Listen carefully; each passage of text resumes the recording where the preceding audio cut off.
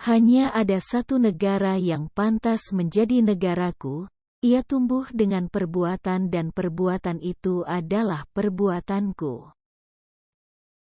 Pahlawan yang setia itu berkorban bukan buat dikenal namanya, tetapi semata-mata membela cita-cita. Kita tidak pernah dapat berkorban begitu besar bagi mereka yang bersedia mengorbankan segalanya bagi kita. Anak muda boleh pandai beretorika, tapi juga harus sadar untuk mewujudkan kemakmuran dan kesejahteraan rakyat yang menjadi cita-cita. Tindakan jauh lebih penting daripada kata-kata. Apapun yang membuatmu takut, hadapilah dengan berani. Kita masih terus berjuang jadi tuan rumah di negeri sendiri. Tanyakan pada diri, apa yang sudah saya berikan untuk bangsa ini? Akan ada satu masa ketika kita harus melawan saudara bangsa sendiri, melawan KKN dan pemberontakan dalam negeri. Agar persatuan dan kepedulian tak semakin pudar, teruslah menjunjung tinggi sila ketiga Pancasila, Persatuan Indonesia. Kita boleh merdeka secara fisik, tapi kita masih perlu usaha keras buat mewujudkan manusia bermental baja guna meraih cita-cita bangsa. Kita butuh waktu untuk berkontemplasi buat memetik pesan dari apa yang telah dibaca. Dasar kekeluargaan itulah dasar hubungan istimewa pada koperasi. Di sini tidak ada majikan dan buruh, melainkan usaha bersama di antara mereka yang sama kepentingan dan tujuannya.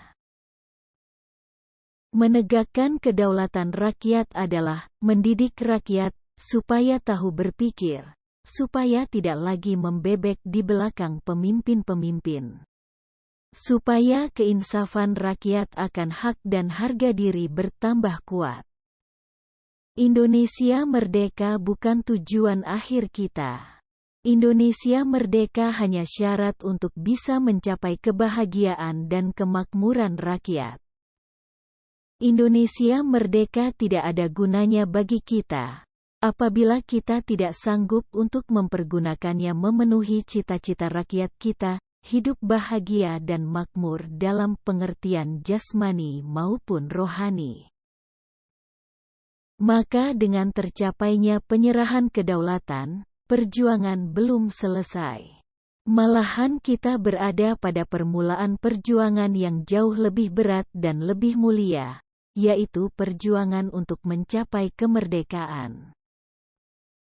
Keberanian bukan berarti tidak takut, keberanian berarti menaklukkan ketakutan. Filosofi meluaskan pandangan serta mempertajam pikiran, sekaligus berguna untuk menerangkan pikiran dan penetapan hati. Tak ada harta pusaka yang sama berharganya dengan kejujuran. Masa depan orang Islam secerah janji-janji Allah. Hamba-hamba Allah penghuni surgawi harus menggunakan bahasa yang halus dan sopan. Malahan kita berada pada permulaan perjuangan yang jauh lebih berat dan lebih mulia, yaitu perjuangan untuk mencapai kemerdekaan daripada segala macam penindasan. Betul, banyak orang yang bertukar haluan karena penghidupan istimewa dalam tanah jajahan di mana semangat terlalu tertindas, tetapi pemimpin yang suci senantiasa terjauh daripada godaan iblis itu. Biarlah pengalaman masa lalu kita menjadi tonggak petunjuk, dan bukan tonggak yang membelenggu kita. Perjuanganku melawan penjajah lebih mudah, tidak seperti kalian nanti.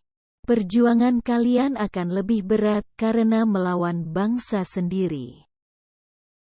Kita dapat mengukur keberadaan kita terhadap Allah dengan kepekaan kita terhadap penderitaan dan kesusahan orang lain.